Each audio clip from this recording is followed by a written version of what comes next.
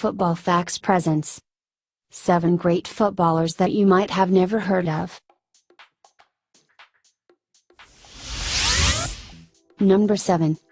Reinabahnhof. One of the best German players during the 1970s, his fame was probably overshadowed by other stars.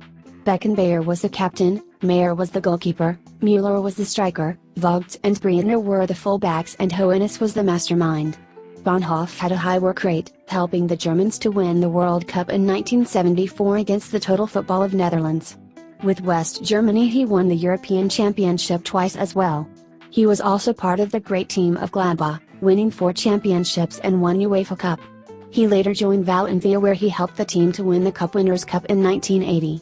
In general he won all possible titles except the European Cup. Number 6. Zizinho.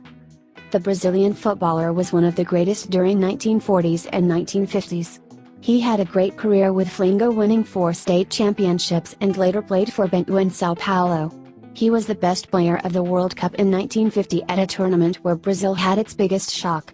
After thrashing almost all its opponents, it needed just a draw against Uruguay on the final game.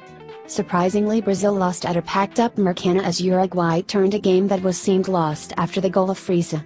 Zizinho turned down last-minute invitations for the World Cups of 1954 and 1958, claiming that it would be unfair to get the place of another player. Pelé claimed that Zizinho was the best footballer he ever saw, as he could do anything on the midfield line and could score with any way. Number 5. Amadeo Carrizzo. One of the biggest names in the history of River Plate is Amadeo Carrizzo. The Argentinian goalkeeper played for River Plate between 1945 and 1968, and he is considered as the keeper who revolutionized his position. Except from being a brilliant goalkeeper, he was the first one who used gloves and the first one who was leaving the penalty area in order to defend his goal or to start an attack. He had won 5 championships with River Plate and 2 Copa Americas with Argentina. Number 4. Leonidas de Silva. Nicknamed as the Black Diamond, Leonidas was one of the best Brazilians in 1930s and 1940s. He won 8 state championships with Botafogo, Flamengo and Sao Paulo, and scored more than 500 goals throughout his career. In the World Cup of 1938 he won the Golden Ball and the Golden Shoe. The head coach of Brazil had decided to rest him for the semi-final against Italy.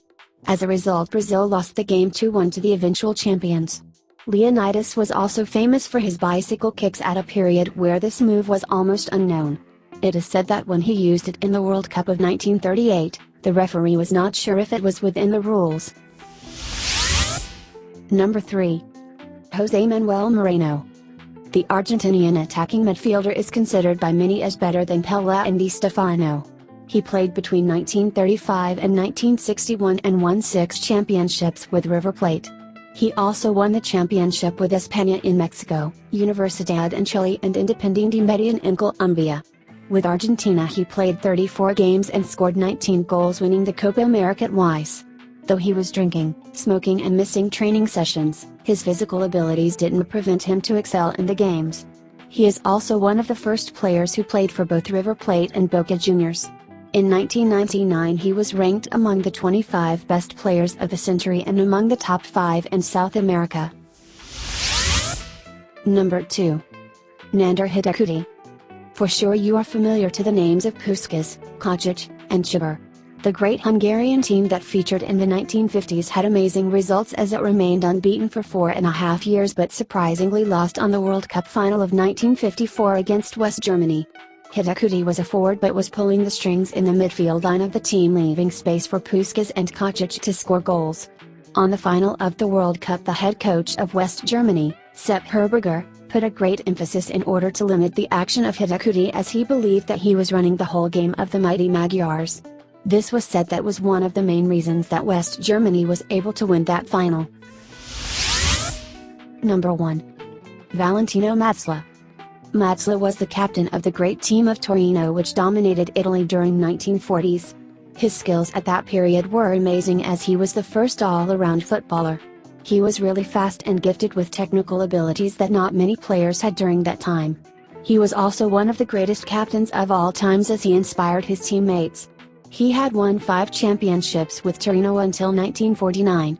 In May of the same year, he flight with his team in Lisbon in order to attend a friendly game against Benfica in honor of the Portuguese captain Francisco Ferreira. On the return flight, the airplane which was carrying the team crashed on the mountain of Basilica of Superga, killing the whole team. It was later revealed that Metzler could have avoided the trip since he was suffering from illness, but he preferred to fly with the team instead of staying in Italy. He was just 30 years old at the time of the disaster. What other footballers do you think could make our list? Comment below. Don't forget to like the video and subscribe to our channel if you enjoy our work. Thanks for watching.